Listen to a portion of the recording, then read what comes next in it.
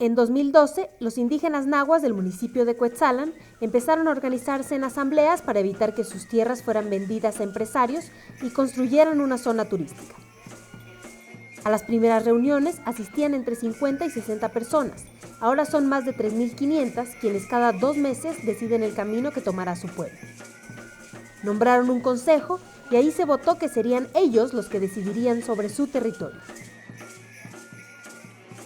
Gracias a estas reuniones y gracias al apoyo de todo el pueblo Masehual del municipio de Cuetzalan y la asesoría, por supuesto, llegamos a hacer lo que hoy le llamamos el ordenamiento de Cuetzalan.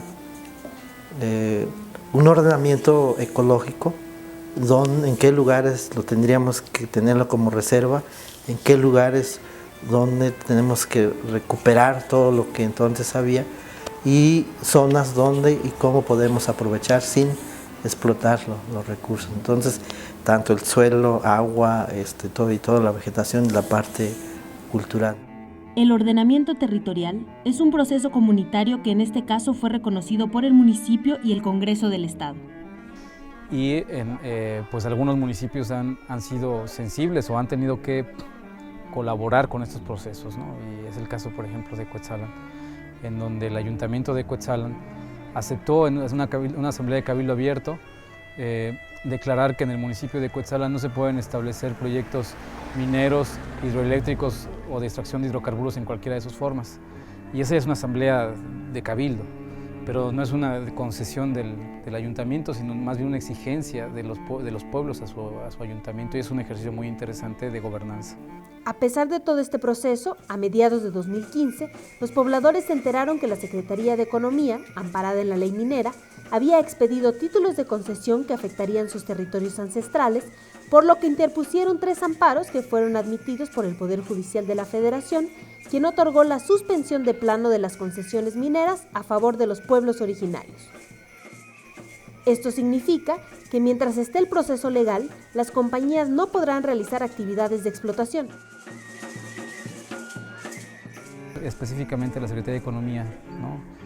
Que dice una cosa que es totalmente contradictoria, que el haber otorgado una concesión minera no afecta los derechos de los pueblos sobre su territorio, porque se está concesionando el subsuelo, más no el suelo, lo cual lleva a 2 trampas jurídicas importantes.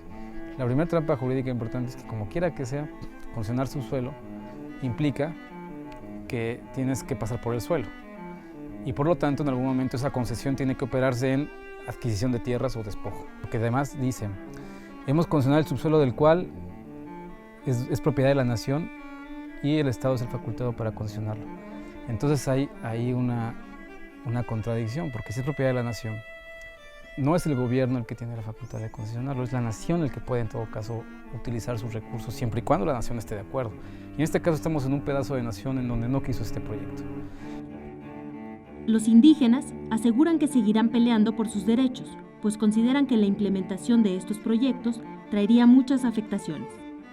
Yo diría, pues toda una devastación de recursos naturales, toda esta biodiversidad que tenemos, y sobre todo la identidad cultural. Yo diría que perderíamos toda la autonomía en la cual hemos venido resistiendo, y al contrario hemos venido impulsando a que estos trabajos que nos dejaron nuestros antepasados, pues no hay que olvidar, al contrario, hay que fortalecerlos.